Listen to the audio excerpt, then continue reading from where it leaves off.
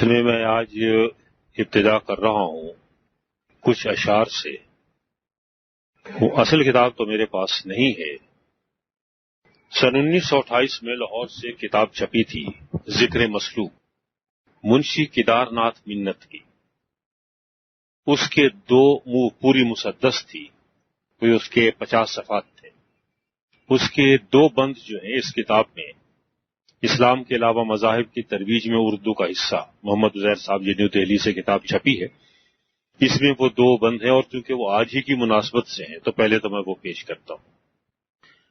جبکہ مسلوب اسے کرتے تھے جلات شقی، مرد شاگرد تو موجود نہ تھے نام کو بھی.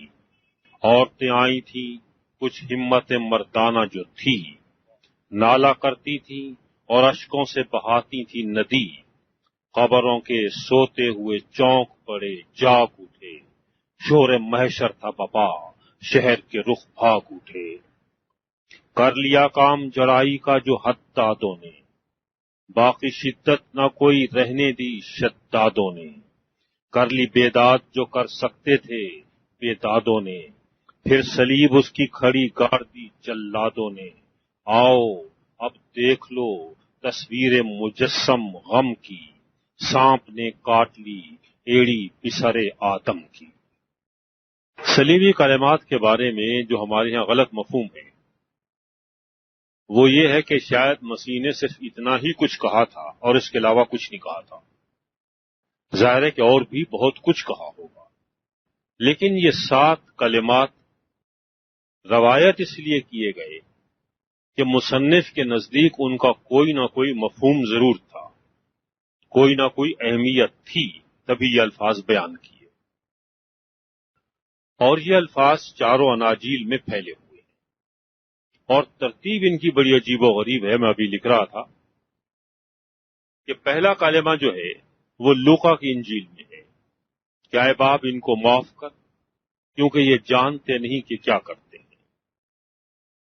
دوسرا کلمہ بھی لوقا کی انجیل میں ہے کہ میں تجھ سے سچ کہتا ہوں کہ آج ہی تو میرے ساتھ فردوس میں ہوگا. تیسرا کلمہ یوحنا کی انجیل میں ہے کہ اے عورت دیکھ تیرا بیٹا یہ ہے، اور دیکھ یہ تیری ماں ہے. پھر متی اور مرقس میں دونوں اناجیل میں یہ الفاظ موجود ہیں کہ ایلی ایلی لما شبقتنی. پانچواں کلمہ پھر یوحنا کی انجیل میں ہے کہ میں پیاسا ہوں. چھٹا کلمہ پھر یوحنا کی انجیل میں کہ تمام ہوا. اور ساتواں کلمہ لوقا کی انجیل میں کہ اے باپ میں اپنی روح تیرے ہاتھوں میں سونپتا ہوں.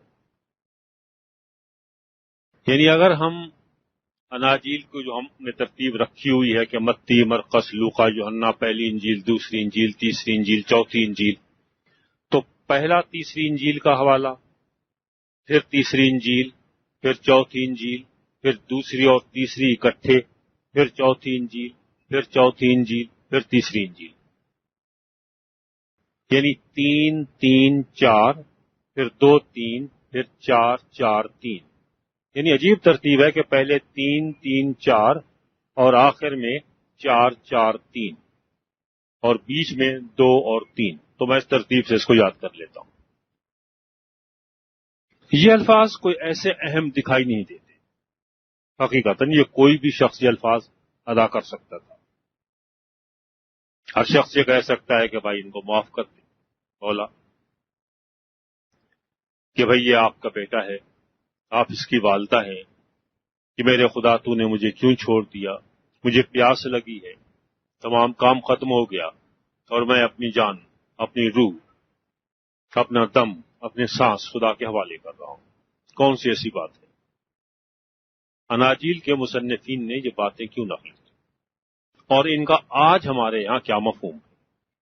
ان کی کوئی ویلیو ہے یا نہیں ہے؟ میں صرف یہ دیکھتا ہوں کہ بعض دفعہ یہ ہوتا ہے کہ ایک چیز بہت اچھی ہوتی ہے، بہت خوبصورت ہوتی ہے اور سچی ہوتی ہے، لیکن ریلیونٹ نہیں ہوتی. تو میرے نزدیک اس کی کوئی ویلیو نہیں، کوئی قدر و قیمت نہیں. کہ وہ سچ آپ میوزیم میں تو رکھ سکتے ہیں لیکن میرے کسی کام کا نہیں ہے. یہ آج کے دور میں یہ الفاظ ہمارے کس کام آ سکتے ہیں؟ میں سوچ رہا تھا کہ ہمارے یہاں پاکستان میں، ہندوستان میں مسیح کی وفات کے بارے میں تین قسم کے تصورات موجود ہیں۔ ایک تو مسیح حضرات کا ہے کہ مسیح نے صلیب پہ جان دے دی۔ پیغام ہمارے یہاں جو اکثریت کا ایمان ہے کہ مسیح کی جگہ کوئی اور صاحب مصلوب کر دیے گئے۔ ایک تیسرا ایمان ایک اقلیتی فرقے کا ہے، احمدی حضرات کا، کہ مسیح کو مصلوب تو کیا گیا لیکن انہوں نے صلیب پر جان نہیں دی بلکہ بے ہوشی کے عالم میں اتار لیے گئے۔ مسیح حضرات کے عقیدے کو رہنے دیجیے، وہ تو جو کچھ کہتے ہیں عقیدت میں کہتے ہی ہوں گے۔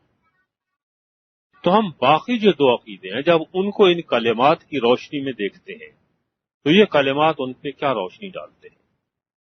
فرض کر لیجئے کہ ہم پہلے احمدی عقیدے کو لے لیتے ہیں کہ مسیح کو مصلوب کیا گیا لیکن بے ہوشی کے عالم میں انہوں نے جان دے دی، کیونکہ پہلے آپ کی اچھی خاصی پٹائی ہو چکی تھی، خون بہہ رہا تھا، بہت کمزور تھے، رات بھر کے جاگے ہوئے تھے، اس لیے آپ بے ہوش ہو گئے اور لوگوں نے یہ سمجھا کہ بھائی یہ تو مر گئے ہیں، اتار لیا، دفن کر دیا۔ پھر اس کے بعد آپ ٹھیک ٹھاک ہو گئے۔ مجھے بے ہوش ہونے کا کوئی زیادہ تجربہ نہیں ہے، باقیام ہوش و حواس میں صرف 2 دفعہ بے ہوش ہوا ہوں، دونوں دفعہ لو بلڈ پریشر کی وجہ سے۔ ایک دفعہ ایک دوست کے ساتھ تھا تو وہ گھسیٹ کے گھر لے کر آئے اور بعد میں مجھ سے کہنے لگے کہ یار گرنا ہی تھا تو پہلے بتا دیتے۔ میں نے کہا بھائی مجھے کچھ ہوش نہیں، بس ایسے محسوس ہوا کہ دل بیٹھ گیا اور میں گر پڑا ہوں، کیا ہوا مجھے کچھ معلوم نہیں۔ کہنے لگے کچھ بولے بھی نہیں، یار میں بولتا کیسے؟ دوسرا واقعہ بھی پچھلے دنوں ہوا کہ مجھے جانا تھا ملتان، میں نے سب تیاری کر لی لیکن ایک دم میری طبیعت خراب ہو گئی، مجھ سے اٹھا ہی نہیں جائے اور میں لیٹ گیا، میں دوا وغیرہ کھائی اور اس کے بعد پھر مجھے دوسرے دن جانا پڑا۔ جب آپ پر بے ہوشی کا دورہ پڑتا ہے، غشی کا دورہ پڑتا ہے یا کمزوری کا دورہ پڑتا ہے یا آپ پر کوما طاری ہوتا ہے تو آپ اس طرح سے کچھ بول نہیں سکتے۔ یہ الفاظ ادا کرنا اور باقیام ہوش و حواس سے الفاظ ادا کرنا اس بات کا بیان ثبوت ہے کہ آپ بے ہوش نہیں ہوئے تھے، آپ پہ غشی کا کوئی دورہ نہیں پڑ رہا تھا، آپ کومے کے عالم میں نہیں تھے۔ اگر ہوتے تو یہ الفاظ کیسے ادا کرتے؟ خاص طور پر آپ کے آخری الفاظ، کیا اے باپ میں اپنی روح تیرے ہاتھوں میں سونپتا ہوں، یعنی آپ کو یہ احساس تھا کہ میں کسے ایڈریس کر رہا ہوں، اس سے میرا رشتہ کیا ہے، میں کون سی چیز اس کے حوالے کر رہا ہوں اور اپنی مرضی سے حوالے کر رہا ہوں۔ یہ نہیں کہ مولا مجھے بچا لے میں مر رہا ہوں، بلکہ یہ ہے کہ میں جو آپ کی امانت دی ہوئی تھی وہ میں آج واپس کر رہا ہوں۔ میں ان کلمات کو الٹی ترتیب سے لوں گا، کیونکہ اصل میں جب ہم سیدھے چلتے ہیں نا تو بعض دفعہ ہماری بات پل لینی پڑتی ہے، ہم ہیں الٹے تو الٹی بات ہماری سمجھ میں آتی ہے کہ مولا آج میں وہ امانت واپس کر رہا ہوں، لیکن کیوں؟ اس سے پہلا آپ کا کلمہ یہ ہے کہ تمام ہوا۔ یونانی زبان میں اس کا مفہوم یہ ہے کہ میں جو مشن پورا کرنے کے لیے آیا تھا وہ مشن پورا ہو چکا، جو فرض میرے ذمہ لگایا گیا تھا، جو سونپا گیا تھا وہ مکمل ہو چکا ہے، جو کام آپ نے کرنے کو کہا تھا وہ پایہ تکمیل کو پہنچ چکا۔ تو اب میں یہ جان آپ کو اس لیے واپس کر رہا ہوں کہ وہ کام تو ہو چکا، اب اس کی کوئی ضرورت رہی نہیں، اب اسے ایک لمحے کے لیے بھی اپنے پاس رہنا، اس بات کا اعتراف کرنا ہے کہ ابھی تک وہ کام مکمل نہیں ہوا، پایہ تکمیل کو نہیں پہنچا، اور میں اس لیے ایک لمحہ بھی اپنے پاس رہ کے یہ غلط تاثر نہیں دینا چاہتا، اس لیے میں آپ کے حوالے کر رہا ہوں یہ جان، کیونکہ وہ کام مکمل ہو چکا ہے۔ اس کام کے مکمل ہونے سے پہلے آپ نے کچھ الفاظ ادا کیے اور کہا کہ میں پیاسا ہوں یا مجھے پیاس لگی ہے۔ یہ ہر شخص کہہ سکتا ہے، اور خاص طور پر وہ آدمی جو صلیب پر ہو، کہ خون آپ کا بہہ گیا، کمزوری آپ کو ہے، نقاہت ہے، آپ کو پیاس لگے گی، اور صلیب پہ ویسے بھی پیاس زیادہ لگتی ہے، اس لیے کہ آپ لٹکے ہوئے ہیں، کھچے ہوئے ہیں، سارے مسلز کھچ رہے ہیں ایک ایک بری طرح سے، خون ٹپک بھی رہا ہے، تو ظاہر ہے کہ پیاس لگے گی۔ لیکن میں یہ چاہتا ہوں کہ ان الفاظ کو ہم ان کے کانٹیکسٹ میں، سیاق و سباق میں دیکھیں کہ وہاں پہ کیا کہا گیا ہے۔ یہ ہے یوحنا 19:28۔ اس کے بعد جب یسوع نے جان لیا کہ اب سب باتیں تمام یا پایہ تکمیل کو پہنچی، وہی لفظ ہے، تاکہ نوشتہ پورا ہو، تو کہا کہ میں پیاسا ہوں۔ یعنی آپ کا یہ الفاظ ادا کرنا کہ مجھے پیاس لگی ہے، پیاس کا اظہار کرنے کے لیے نہیں تھے، بلکہ یہ ظاہر کرنے کے لیے تھے کہ میں جو الفاظ نقل کر رہا ہوں یہ کہیں عہد عتیق سے لیے گئے ہیں، اور آج ان الفاظ کی تکمیل ہو رہی ہے جو صدیوں پہلے کہا گیا تھا، جو صدیوں پہلے لوگوں نے خواب دیکھا تھا، آج اس خواب کی تعبیر مل رہی ہے۔ اور یہ الفاظ زبور 22 کے ہیں۔ 22ویں زبور میں یہ الفاظ موجود ہیں،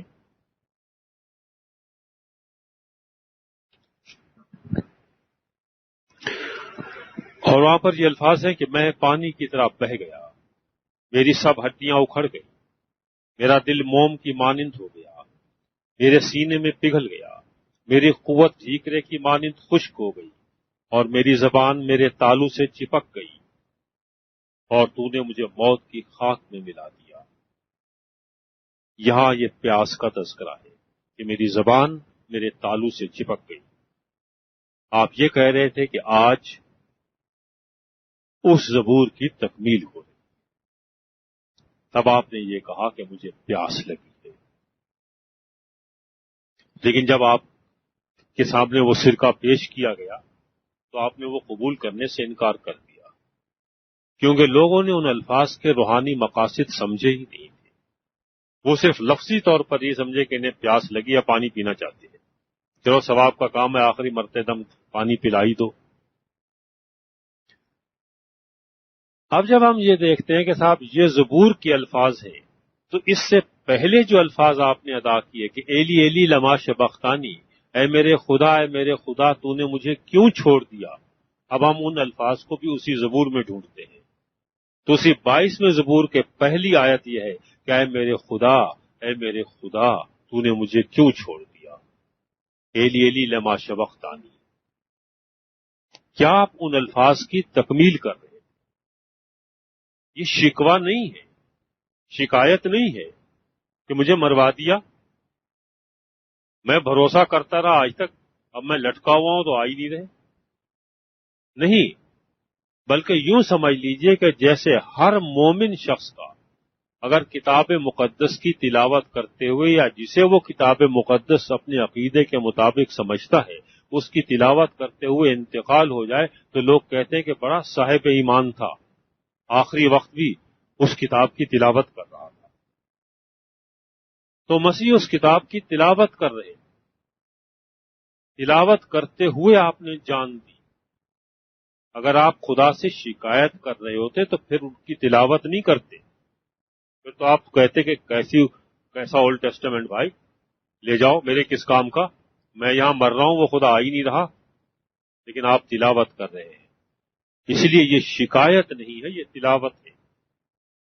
اور اس تلاوت کے آخری الفاظ جو ہیں وہ عجیب و غریب ہیں، آخر میں وعدہ ہے، اور انہی الفاظ کے بعد ہی کہ اس نے خدا سے فریاد کی تو اس نے سن لی۔ بڑے مجمع میں میری ثناخوانی کا باعث تو ہی ہے، میں اسے ڈرنے والوں کے روبرو اپنی نظریں ادا کروں گا۔ وہی قوم پر حاکم ہے، دنیا کے سب آسودہ لوگ کھائیں گے اور سجدہ کریں گے۔ خدا پر ایمان ہے، اعتماد ہے، اعتقاد ہے، بھروسہ ہے، کوئی بے صبری نہیں ہے، کوئی بے یقینی کا عالم نہیں ہے، تبھی آپ یہ تلاوت کر رہے ہیں۔ بعض دفعہ مسیحی حضرات یہ سمجھتے ہیں کہ جب مسیح نے یہ کہا کہ میرے خدا تو نے مجھے کیوں چھوڑ دیا، تو شاید انہوں نے اتنے ہی الفاظ ادا کیے۔ یہ یہودی روایات سے ناواقفیت کی دلیل ہے۔ وہ یہودی روایات ہمارے یہاں بھی رائج ہیں، مسیحیوں میں بھی اور اکثریت میں بھی۔ آپ نے سنا ہوگا، کیا ہو بھئی ہم سب مل کے کہیں اے ہمارے خداوند، کیا صرف اتنا ہی کہے گا اے ہمارے باپ، ہم سب مل کے کہیں؟ کیا صرف اے ہمارے باپ کہہ کے سارے رک جاتے ہیں، یا پوری کی پوری دعا آپ دہراتے ہیں؟ آپ کہتے ہیں کہ صاحب نماز میں الحمد پڑھنا بہت ضروری ہے، کسی صرف الحمد آپ نے کہہ دیا تو ختم، یا پوری الحمد شریف پڑھیں گے، پوری سورہ ہی آپ پڑھتے ہیں؟ تو جب یہ مسیح نے یہ کہا کہ ایلی ایلی لما شبختانی، تو یہودی یہ جانتے تھے، جو پہلے قاری تھے اور سامع تھے، وہ یہ جانتے تھے کہ مسیح نے پورے زبور کی تلاوت، صرف یہ الفاظ ادا نہیں کہ یہ اس زبور کا ٹائٹل ہے، لہذا آخر کے جو الفاظ ہیں کہ میں آپ کا شکریہ ادا کرتا ہوں، میں آپ کے نام کی تمجید کروں گا اور لوگوں کو بتاؤں گا اور وہ شکر ادا کریں گے، تو وہ الفاظ اس کے ساتھ شامل تھے۔ صلیب پر آپ سوچئے کہ ایک آدمی ہے، اس کی جان نکل رہی ہے، مظلوم کی حیثیت سے لٹکا ہوا ہے، لوگ مذاق اڑا رہے ہیں، اور وہ وہاں پہ کھڑا ہوا کہہ رہا ہے کہ میں تیری تمجید کروں گا، میرا تیرے اوپر کامل بھروسہ ہے۔ کیا اس سے زیادہ اور بھی کوئی مذاق ہو سکتا ہے؟ لیکن نہیں، یہ یقین تھا کہ واقعی جس خدا نے وہ کلام نازل کیا تھا، وہ اس کا وہ کلام جھوٹا نہیں ہے، وہ کلام سچا ہے، اسی وعدے کے اعتماد پر آپ نے اپنی جان دی۔ چلیے صاحب، خدا ہر ایک کو مرتے وقت یاد آتا ہے۔ کون ایسا شخص ہے جسے خدا یاد نہیں آتا؟ کافروں کو بھی خدا یاد آ جاتا ہے، لیکن آخری الفاظ بڑی اہمیت رکھتے ہیں۔ سسرا نے یہ کہا تھا کہ آپ کسی شخص کو خوش بخت مت کہیے جب تک وہ بدبخت مر نہ جائے۔ آپ یہ دیکھیے کہ اس کے آخری الفاظ ہیں کیا۔ اس وقت آپ کو معلوم ہوگا کہ وہ صاحب ایمان تھا بھی کہ نہیں تھا۔ ایک ڈاکٹر لنٹن تھے، انہوں نے ایک کتاب لکھی، وہ ڈاکٹر تھے چونکہ تو مریضوں کو دیکھنے جایا کرتے تھے اور پکے دہریہ، لیکن ایک کام انہوں نے یہ کیا کہ ہر مرنے والے آدمی کے الفاظ نقل کرتے رہے کہ مرتے وقت اس نے کہا کیا۔ ان لوگوں کے بھی الفاظ نقل کیے جو مر تو نہیں رہے تھے لیکن یہ سوچتے تھے کہ ہم مر رہے ہیں۔ انہی کے الفاظ کو مطالعہ کرنے کے بعد وہ خود اس کے بعد خدا پر ایمان لے آئے کہ وہ لمحہ ہوتا ہے جس میں بڑی سے بڑی منافقت بھی آپ نہیں چھپا سکتے، کیونکہ وہ فیملی ڈاکٹر تھے لوگوں کے، تو وہ یہ جانتے تھے کہ ان کے گھر کے حالات کیا ہیں، یہ آدمی گھر کے اندر کیا ہے اور باہر کیا ہے۔ باہر وہ کتنا شریف ہے لیکن مرتے دم اس وقت ساری اس کی شرافت کی نقاب اتر جاتی ہے۔ بڑا صاحب ایمان بنا پھرتا ہے لیکن آخری لمحے وہ خدا سے کہنا یہ شروع کر دیتا ہے کہ میں نے تمام عمر تیری عبادت کی، مجھے آج ملا کیا؟ اور ایک شخص ہے جس نے تمام عمر اس کی مخالفت کی لیکن وہ یہ کہتا ہے کہ مجھ سے بہت بڑی غلطی ہوئی، مولا اگر آپ معاف کرتے تو آپ کی نوازش ہے، میں اس قابل تو نہیں۔ تو مسیح کے یہ آخری الفاظ یہ ظاہر کرتے ہیں کہ وہ کس قسم کے کردار کے مالک تھے۔ خدا کو سارے یاد رکھتے ہیں مرتے وقت، سب کو یاد آ جاتا ہے کسی نہ کسی طرح سے، لیکن کیا دنیاوی تعلقات بھی یاد رہتے ہیں؟ موت کا لمحہ وہ لمحہ ہوتا ہے جس میں انسان یا اپنے آپ کو یاد رکھتا ہے یا اپنے خدا کو یاد رکھتا ہے، باقی سارے بھول جاتے ہیں۔ وہ تو قیامت کا سا سما ہوتا ہے، دوسرے کی آپ کو فکر ہی نہیں ہوتی، اپنی لگی ہوتی ہے۔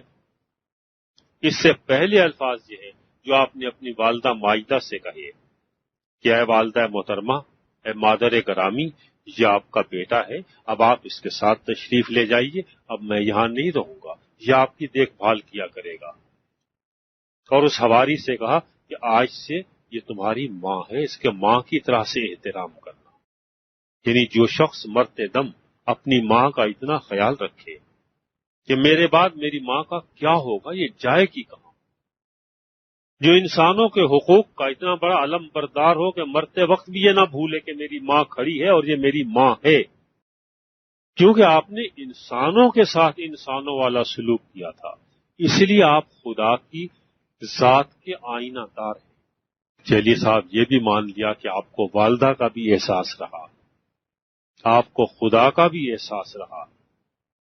چلیے ماں بھی یاد آ جاتی ہوگی مرتے وقت، تکلیف میں لوگ ماں کو پکار ہی لیتے ہیں، اماں اماں کہتے ہیں، ابا ابا کوئی بھی نہیں کہتا تکلیف میں، شاید آپ کو احساس آ گیا ہوگا۔ لیکن جو ارد گرد دوسرے افراد تھے ان کے بارے میں آپ کا رویہ کیا تھا؟ خاص طور پر وہ شخص جو آپ کے ساتھ ہی صلیب پہ لٹکا ہوا تھا، وہ شخص جس کے بارے میں اردو ترجمہ یہ ہے کہ وہ ڈاکو تھا، اور جنانی کہتی ہے کہ وہ حکومت کا تختہ الٹنے کی فکر میں تھا تو وہ باغی تھا، بغاوت کے جرم میں پکڑا گیا تھا، اس نے بہت سارے قتل و غارت کر ڈالے تھے، لوگوں کو مار ڈالا تھا، اس شخص کے بارے میں آپ کا رویہ کیا تھا؟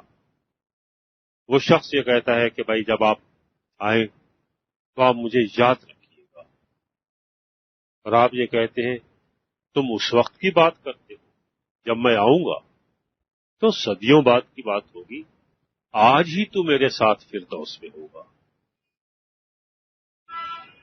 میں کسی کو بھولنے والا نہیں ہوں، ٹھیک ہے تم جان دے رہے ہو میری طرح سے ہی، تم مجرم بھی ہو، ملزم بھی ہو، سب کچھ ہو، لیکن چونکہ تم نے میرے اوپر اعتماد کر لیا تو میں اس اعتماد کو کسی طرح سے ٹھیس نہیں پہنچا سکتا، آج ہی تم میرے ساتھ ہو۔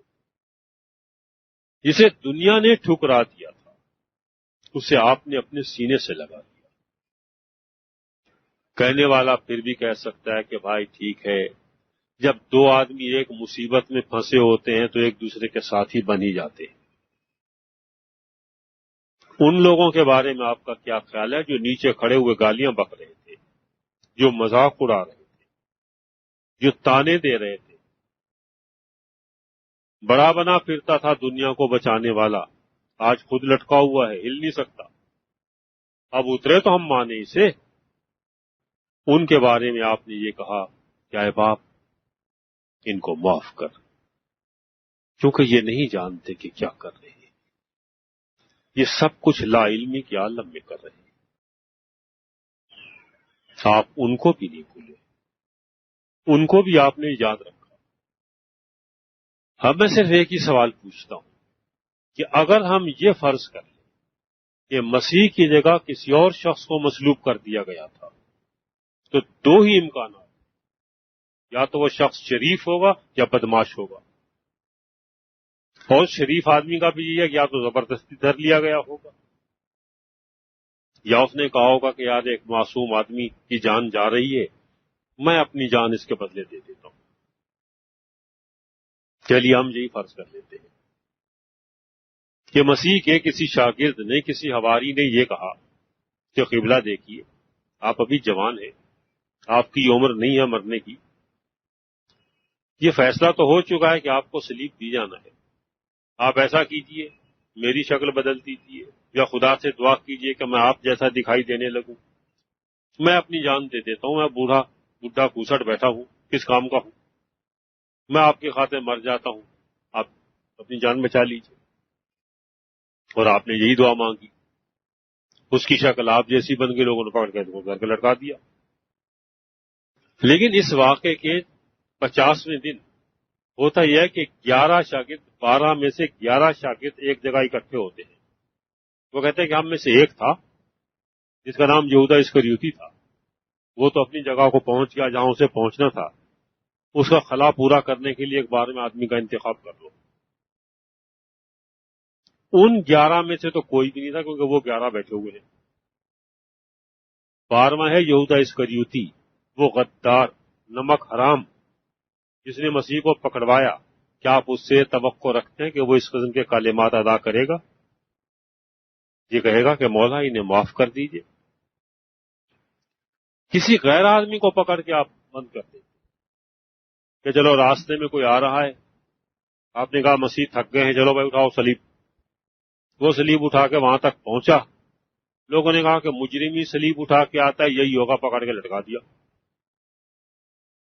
وہ تو بلبلائے گا، شور مچائے گا، گالیاں بکے گا تو بدبختو، اندھے ہو، تمہیں دکھائی نہیں دیتا، میں تمہیں کہیں سے عیسیٰ دکھائی دیتا ہوں، میری شکل ملتی ہے۔ کیا وہ ان کے لیے یہی دعا مانگیں گے؟ یہی کہیں گے کہ آج تو میرے ساتھ جنت میں ہوگا، کہ مولا انہیں معاف کر دیجیے؟ زبور کی تلاوت کرتے ہوئے جان دے گا؟ وہ تو زبور کی تلاوت نہیں کرے گا، وہ تو پوری گالیوں کی پوری ڈکشنری کی تلاوت کرتا۔ کسی دوسرے شخص کو آپ مسیح کی جگہ لٹکا دیجیے، آپ سب کچھ کر سکتے ہیں، یہ الفاظ ادا نہیں کروا سکتے۔ یہ الفاظ اس بات کا ثبوت ہے کہ وہ شخص جو صلیب پر لٹکا ہوا تھا وہ مسیح کے علاوہ دوسرا شخص ہو ہی نہیں سکتا۔ آپ اس جیسی ٹرو کاپی یا تو پیدا کر کے دکھائیں، پھر یہ الفاظ کہلوائیں، ورنہ جب تک یہ الفاظ موجود ہیں دوسرا آدمی نہیں لٹک سکتا۔ آپ کے آخری الفاظ یہ ہیں کہ اے باپ، میں اپنی روح یا اپنی جان، اپنی سانس، کیونکہ پنیوما کے سارے معنی ہو سکتے ہیں، آپ کے حوالے کر رہا ہوں۔ اور اس کے بعد انجیل کے الفاظ یہ ہیں کہ اور اس نے زور سے چلا کر جان دے دی۔ جو آدمی بے ہوش ہو رہا ہو وہ زور سے چلاتا ہے؟ اس کا تو ویسے دم نکلا جا رہا ہوتا ہے، وہ تو بڑی مری مری آواز میں کہے گا اے میرے باپ، میں یہ نعرہ لگایا۔ میں اس کا ترجمہ یوں کروں گا کہ آپ نے نعرہ فتح لگایا اور اس کے بعد جان دے دی۔ آپ نے کہا جو میں کرنے کے لیے آیا تھا میں وہ کر چکا، وہ مکمل ہو چکا، پایا تکمیل کو پہنچ چکا، اب مجھے اس جان کی کوئی ضرورت نہیں، یا آپ لیجیے اپنی امانت واپس کیجیے اور میں آ رہا ہوں۔ نعرہ لگایا اور چلے گئے۔ وہ نعرہ فتح تھا، نعرہ شکست نہیں تھا، کیونکہ ان میں سے الفاظ میں سے کوئی بھی ایسا لفظ نہیں ہے جس سے اعتراف شکست ہوتا ہو۔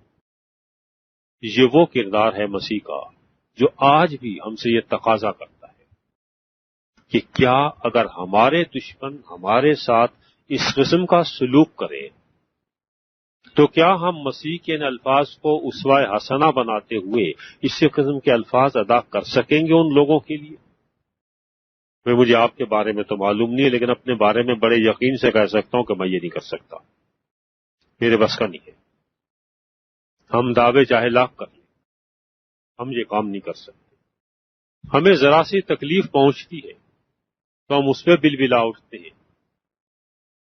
جہاں پہ آپ یہ دیکھ رہے ہو کہ صاحب آپ کی جان لی جا رہی یا آپ پہ مظالم ڈھائے چلے جا رہے ہیں، آپ کے ساتھ وہ سلوک ہو رہا ہے جو کوئی کسی دشمن کے ساتھ روا نہیں رکھتا، اس کے باوجود آپ کہہ رہے ہو کہ مولا انہیں معاف کر دیجیے، کہ بیچارے جاہل ہیں، ان پہ زمانہ جاہلیت طاری ہے اس لیے ایسی باتیں کر رہے ہیں، ورنہ یہ اتنے برے ہیں تو نہیں، ان کی وکالت کر رہے ہوں۔ اب جب میں یہ پڑھتا ہوں کتاب مقدس میں کہ مسیح ہمارے شفیع ہیں، ہمارے وکیل ہیں، ہماری شفاعت کریں گے، تو میں زبانی جمع خرچ کا یقین نہیں کرتا، میرے سامنے ان کی زندگی کی نشانی موجود ہے کہ جب وہ جان دے رہے تھے تو انہوں نے اپنے دشمنوں کی شفاعت کی، کہا کہ مولا انہیں معاف کر دیجئے، یہ نہیں جانتے کہ کیا کر رہے ہیں۔ تو جب دشمنوں کے ساتھ وہ زندگی میں ان کے شفیع تھے تو کیا مرنے کے بعد ان لوگوں کے شفیع نہیں ہوں کہ جو ان کے ماننے والے ہیں؟ میں زبانی دعووں کو اعتبار کرتا ہی نہیں ہوں، یہ عملی طور پر انہوں نے کر کے دکھایا، اس لیے اب میں مانتا ہوں کہ وہ شفیع، جنہوں نے یہ کہا کہ مکمل ہو گیا، تمام ہوا، پایا تکمیل کو پہنچا۔ میں یہ کیسے مان لوں کہ صاحب ان کا جو مشن تھا وہ نامکمل رہ گیا، جب وہ خود کہہ رہے ہیں کہ میں نے اسے مکمل کر دیا ہے، پایا تکمیل کو پہنچا دیا ہے، اب اس میں کسی چیز کی کمی نہیں رہی، مکمل ہو چکا ہے، تو میں اور کس کا؟ لیکن ہم روز اس میں اضافے کرتے رہتے ہیں، عملی طور پر ہم اسے مکمل نہیں سکتے۔ یہ وہ منافقت ہے جو ہم سب کرتے ہیں۔ ہم کہتے ہیں کہ نہیں صاحب اس میں اس چیز کمی، اس کو یہ بھی بڑھا دو، اس میں یہ بھی ڈال دو، اس میں یہ بھی ڈال دو، اور ڈالتے رہتے ہیں۔ اور تمام فرقوں کی بنیادیں اسی سے ہوتی ہیں کہ آپ کچھ نہ کچھ اس میں اضافہ فرماتے ہی رہتے ہیں۔ مسیح کہہ رہے ہیں کہ بھائی اس میں اب کسی چیز کی ضرورت رہی نہیں ہے، میں اسی کام کے لیے آیا تھا۔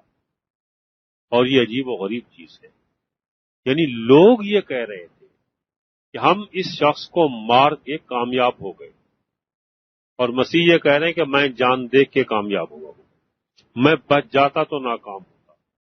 تم اپنے طور پر یہ سمجھ رہے ہو کہ تمہاری فتح ہوئی ہے، تمہاری تو شکست ہو گئی، فتح تو میری ہوئی ہے، میں تو آیا اسی کام کے لیے تھا، وہ تو میں کر چلا۔ اور دیکھو خدا نے کس قسم کے اسباب پیدا کیے کہ تمہیں اعلی کار بنایا، تمہارے ہاتھوں وہ کام کرا دیا جو تم کرنا ہی نہیں چاہتے تھے۔ اگر تمہیں یہ معلوم ہو جاتا کہ تم جو کچھ کرنے جا رہے ہو اس سے سابقہ پیش گوئیوں کی تصدیق اور توثیق ہو رہی ہے، تم تو کبھی یہ نہیں کرتے۔ بلکہ اگر اس وقت پونتیوس پلاطس حاکم وقت یہ کہتا بھی کہ اس کو صلیب پہ لٹکاتا ہوں تو تم کہتے چھوڑ دو، شریف آدمی ہے یار، اتنا برا تو نہیں ہے۔ یہاں تو الٹا کام تھا، وہ کہہ رہا ہے میں چھوڑتا ہوں، تم کہتے ہو نہیں لٹکاؤ اس کو، چھوڑو مت، انہیں پوری قوم کو گمراہ کر رکھا ہے، یہ چھوڑنا نہیں۔ خدا اپنا کام کر کے رہتا ہے اور بعض اوقات ان لوگوں کے ہاتھوں انجام دیتا ہے جو کہ شاید اس کام کو کبھی نہ کریں، اور وہ اسی خوش فہمی میں مبتلا رہتے ہیں کہ ہم نے یہ کام کیا ہے، یہ ہمارے فائدے کی چیز ہے، اور انہیں معلوم نہیں ہوتا کہ وہ کام انہوں نے کر دیا جس سے ان کا فائدہ تو ہے لیکن اس انداز میں نہیں جیسے وہ سوچ رہے ہیں۔ تو یہ شفیع المذنبین جو ان تمام گناہگاروں کے لیے اس وقت شفاعت کر رہے ہیں، اور یہ آپ کے پہلے الفاظ ہیں جو نقل کیے گئے ہیں کہ اے باپ انہیں معاف کر دیجیے، یعنی پہلے الفاظ جو آپ کی زبان سے ادا ہو کے نقل ہو رہے ہیں وہ یہی ہے، شفاعت یہ کہ آپ انہیں معاف کر دیں۔ ان سب کے لیے کہہ رہے ہیں، اس سردار کاہن کے لیے، اس بڑے امام کے لیے بھی الفاظ کہہ رہے ہوں گے جو سب سے پہلے آگے مقدمہ لڑنے کے لیے کھڑا ہوا تھا، اس کے لیے بھی کہہ رہے ہوں گے کہ یہ بھی بیچارہ جاہل ہے، اسے بھی معلوم نہیں ہے، اس لیے ایسی حرکتیں کر رہا ہے، آپ اسے بھی معاف کر دیں۔ یہ وہ رد عمل ہے جس کی توقع آپ عام آدمی سے نہیں کر سکتے۔ آپ مسیح کی جگہ یہودا اسکریوتی کو لٹکا دیجئے، تب بھی آپ یہودا اسکریوتی سے یہ توقع نہیں کر سکتے۔ آپ مسیح کی جگہ شمون قرینی کو لٹکا دیجئے، آپ یہ توقع نہیں کر سکتے۔ آپ مسیح کی جگہ کسی اور آدمی کو لٹکا دیجئے، آپ یہ توقع نہیں کر سکتے، کیونکہ یہ کردار لاسانی ہے، وہ یونیک ہے، نہ ویسا آپ کردار لا سکتے ہیں نہ ویسے الفاظ لا سکتے ہیں، کیونکہ الفاظ کی بذات خود کوئی اہمیت نہیں ہوتی۔ الفاظ جس وقت میں اور جن حالات کے تحت ادا کیے جاتے ہیں ان کی اہمیت ہوتی ہے، اور کون ادا کر رہا ہوتا ہے اس کی اہمیت ہوتی ہے۔ تو میں آج جب یہ پڑھتا ہوں تو مجھے اب بھی یہ تسلی ہوتی ہے، یہ یقین ہوتا ہے کہ بھائی دیکھیں جنہوں نے ان لوگوں کو معاف کر دیا، ان کی سفارش کی، شفاعت کی، کم از کم میں اگر اتنا بڑا مجرم نہیں، ان سے چھوٹا ہوں یا جیسا بھی ہوں، تو میرے لیے بھی کر دیں گے شفاعت۔ لیکن اس کا مطلب یہ نہیں ہے کہ وہ شخص اس گناہ سے بری و ذمہ ہے۔ بدقسمتی یہ ہے کہ شفاعت کے تصور تھے مسیحیوں میں بھی اور دوسرے حضرات کے یہاں بھی۔ یہ غلط تاثر بٹھا دیا ہے کہ چونکہ مسیح ہماری شفاعت کریں گے تو اب ہم دندناتے پھریں، کچھ بھی کرتے پھریں، کوئی بات ہی نہیں۔ یہ ہمارے پاس بیٹھا ہوا ہے جو ہمارا شفیع، کر لے گا شفاعت، ہم کچھ بھی کر لیں، کوئی پوچھنے والا تو ہے نہیں نا۔ لیکن آپ یہ دیکھیے کہ مسیح ان کی شفاعت کر رہے ہیں جن کے بارے میں وہ کہہ رہے ہیں کہ یہ حقیقت کو نہیں پہچانتے، یہ نہیں جانتے کہ کیا کر رہے ہیں، یہ غافل ہیں، یہ جاہل ہیں۔ ہم تو جان بوجھ کے کرتے ہیں، ہماری کدھر سے ہوگی؟ ہم یہ غلط توقع لگا کے کیوں بیٹھے ہیں؟ یہ ان لوگوں کے لیے ہے جو پہچان نہیں پائے، لیکن جو یہ پہلے جانتا ہے کہ یہ غلط ہے، اور پھر اس توقع پہ کہ چونکہ میرا ایک شفیع بیٹھا ہوا ہے اب میں کچھ بھی کر لوں، کہ بھئی میرا باپ تو ہے ڈی ایس پی، وہ تو مجھے چھڑا ہی لے گا، بھائی میں جہاں جاؤں لوگوں کو مارتا پھروں، تو بھئی شاید باپ تو چھڑا لے گا لیکن جج شاید نہیں چھوڑے گا۔ ان لوگوں کے لیے نہیں کہا جا رہا، ان لوگوں کے لیے کہا جا رہا ہے جو حقیقت سے ابھی ناآشنا ہے، جو جان بوجھ کے یہ کام کرتے ہیں، ان کے لیے نہیں کہا جا رہا۔ کیونکہ اگر آپ یہ فرض کر لیں کہ صاحب ہم جو کچھ کرتے رہے اور اس سب کی معافی ہے، تو بھائی یہ پھر ساری اس کتاب میں سے جہاں یوم حساب کا تذکرہ آتا ہے وہ سارا حساب کتاب نکال ہی دیجئے نا، وہ اب تک کیوں رکھا ہوا ہے؟ اگر کسی نے کوئی پوچھنا ہی نہیں کبھی تو کیوں یوم حساب ہم چلائے چلے جا رہے ہیں؟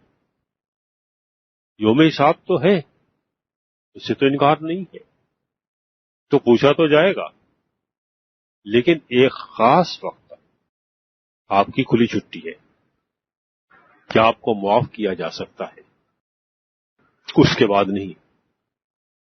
جب حقیقت واضح ہو جائے تو اس کے بعد نہیں۔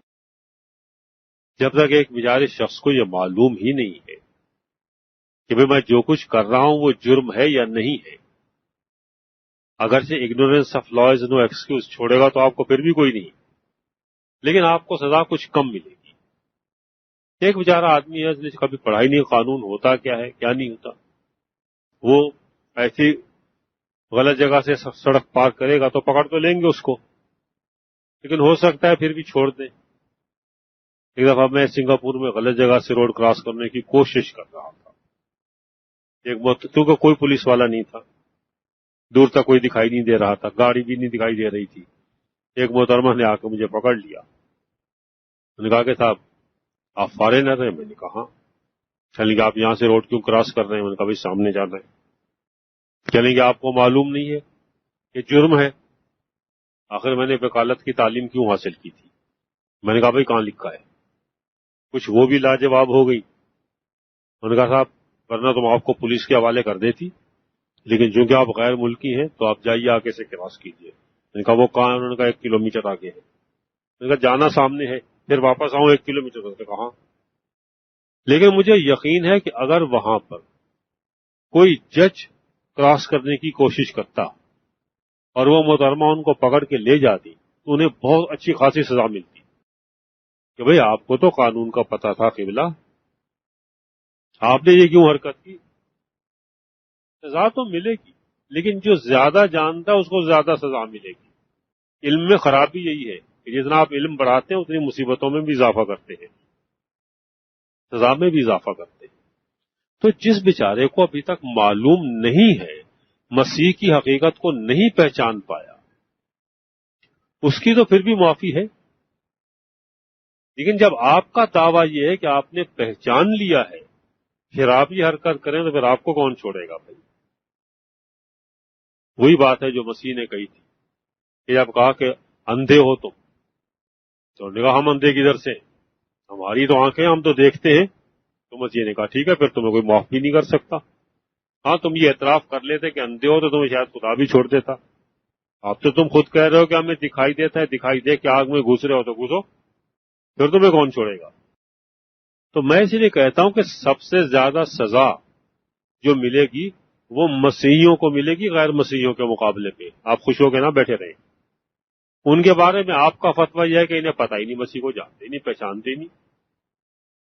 ہمارا تو دعویٰ یہ ہے کہ ہم پہچانتے ہیں، تو پھر ہمیں تو کوئی نہیں چھوڑے گا نا۔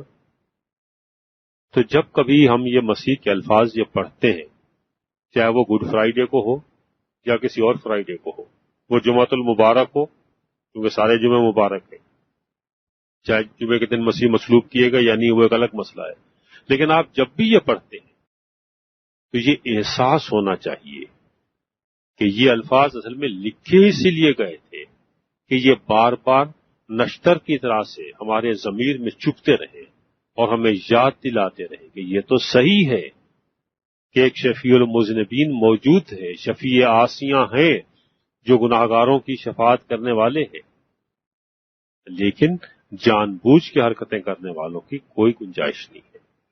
تو یہ ہمیں کچھ سوبر بنانے کے لیے الفاظ لکھے گئے تھے کہ ہم کچھ سنجیدہ ہو جائیں۔ سنجیدہ تو ہم ہو نہیں سکتے، ہاں البتہ اس دن ہم رنجیدہ ہو جاتے ہیں اور ہم سمجھتے ہیں کہ ہم نے ثواب کما لیا، بس ہم بھی اپنا مسیحیوں والا ایک محرم بنا لیتے۔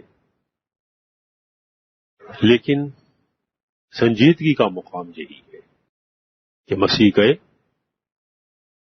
اور انہوں نے اپنی جان حوالے کی، اگر وہ کام مکمل کر چکے ہیں، وہ پایۂ تکمیل کو پہنچ گیا، تو اب میرے کرنے کا کوئی کام نہیں رہا۔ اب میں نگما بیٹھا رہوں، میرا کام یہ ہے کہ میں ان کے نقش قدم پہ چلوں، ان کے اسوہ حسنہ پہ چلوں، جو وہ میرے لیے نمونہ چھوڑ گئے اپنی زندگی کا، اس پر چلنے کی کوشش کروں۔ شاید اس قسم کی تکلیفیں ہمیں نہیں پہنچے گی، لیکن جب کبھی کوئی تکلیف پہنچے تو کیا ہم بھی اس شخص کے لیے یہ کہہ سکیں کہ اللہ تعالیٰ آپ اس شخص کو نیک ہدایت دیجیے، یہ نہ کہیں کہ اس کا بیڑا غرق ہو۔ اللہ کرے کل کا مرتا آج مرے، بد دعائیں دیں اور خوب دیں، نہیں۔ جب مسیح نے بد دعا نہیں دی، جو بد دعا کا موقع تھا اس پہ نہیں دی، دشمن موجود ہیں سامنے، دشمنی انتہا کو پہنچا رہے ہیں، آپ کی جان لے رہے ہیں، اس سے زیادہ اور کون مستحق تھا لعنت کا؟ لیکن نہیں، آپ نے لعنت نہیں کی، آپ نے بد دعا نہیں دی، آپ نے ان کے لیے دعا ہی مانگی، ان پہ برکت ہی نازل کی۔ یہ مسیح کا کردار ہے۔ کیونکہ بات یہ ہے کہ اگر وہ لوگ جو گالیاں بک رہے تھے، بد دعائیں دے رہے تھے، ان کے جواب میں اگر مسیح بھی بد دعائیں دینا شروع کر دیتے تو پھر مسیح اس لیول پہ نہیں رہتے، اتر کے نیچے زمین پر آ جاتے، ان کے برابر ہو جاتے۔ پھر یہ ان لوگوں کی فتح تھی، مسیح کی شکست تھی۔ لیکن جب آپ مسیح پر صلیب پر مصلوب ہوئے تو جیسے جسمانی طور پر ان لوگوں سے عرفہ والا تھے، اوپر تھے، اخلاق کے لحاظ سے، کردار کے لحاظ سے اس سے بھی بہت بلند و بالا تھے۔ ان لوگوں نے لاکھ کوشش کی کہ آپ کو صلیب پر سے اتار لیں، نیچے لے آئیں، جسمانی طور پر بھی اور اخلاقی طور پر بھی، لیکن کامیاب نہیں ہوئے۔ آپ جس بلند مقام پر تھے اسی بلند مقام پر رہے۔ یہ ہے ہمارے لیے اسوہ حسنہ، یہ ہے ہمارے لیے نمونہ چلنے کا، پیروی کرنے کا۔ خداوند ہم اس نمونے پر چلنے کی توفیق عطا فرمائے۔